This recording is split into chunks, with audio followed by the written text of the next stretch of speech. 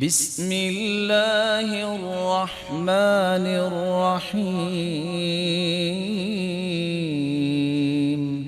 آپ یہ روایت سن کے پریشان ہو جائیں گے۔ 481 سنن ابی داؤد کی روایت۔ ابو سہل سائب ابن خلاد رضی اللہ تعالی عنہ بیان کرتے ہیں، ایک شخص امام تھا، اس نے قبلے کی طرف منہ کر کے تھوک دیا۔ غور کیجئے، ہم تو پرواہ ہی نہیں نہ کرتے، چلتے چلتے قبلے کی طرف بھی تھوک دیتے۔ آپ صلی اللہ علیہ وسلم نے دیکھ لیا۔ آپ صلی اللہ علیہ وسلم نے فرمایا لا یصلی لکم، یہ امام ہے اور اس کو اتنا ادب نہیں ہے کہ قبلہ رخ ہو کے تھوکا نہیں کرتے، دوبارہ سے اس کو امام نہ بنانا۔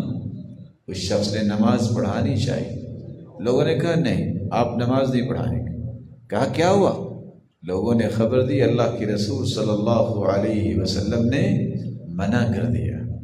رسول اللہ صلی اللہ علیہ وسلم کے پاس جب اس بات کا تذکرہ کیا اور وہ گیا کہ اللہ کے رسول یہ بات ہوئی ہے، فرمایا انک آذیت اللہ ورسولہ، تم نے قبلہ رخ ہو کے تھوک کر اللہ کو بھی تکلیف دی ہے، اس کے رسول کو بھی تکلیف۔ دیانت داری سے بتائیے، قبلہ رخ منہ کر کے تھوکنے والے کو امام نہیں بننے دیا۔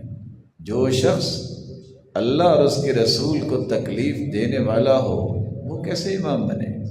ایک شخص مصلی پہ بھی کھڑا ہوتا ہے اور عیسائیوں کو سینے سے لگاتا ہے، وہ اس لائق ہے کہ مصلی پہ کھڑا ہو؟ وہ تو ڈائریکٹ اللہ کو گالی دے گا، وہ تو ڈائریکٹ اللہ کے بارے میں یہ بات کرتا ہے کہ اللہ کا بیٹا ہے۔ کس قدر شریعت خوبصورت ہے، اس لیے امام اس کو کہتے ہیں۔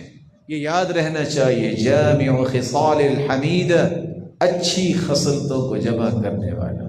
اور میں مسئلہ بھی بیان کر دوں میرے بھائی، قبلہ رخ تھوکنا جائز نہیں ہے۔ صحیح الجامع کی روایت ہے، جو تھوکتا ہے قیامت کو اس کے ماتھے پہ تھوک لٹک رہی ہو۔ دائیں طرف بھی تھوکنا جائز نہیں ہے، آپ نے تھوکنا ہے تو بائیں جانب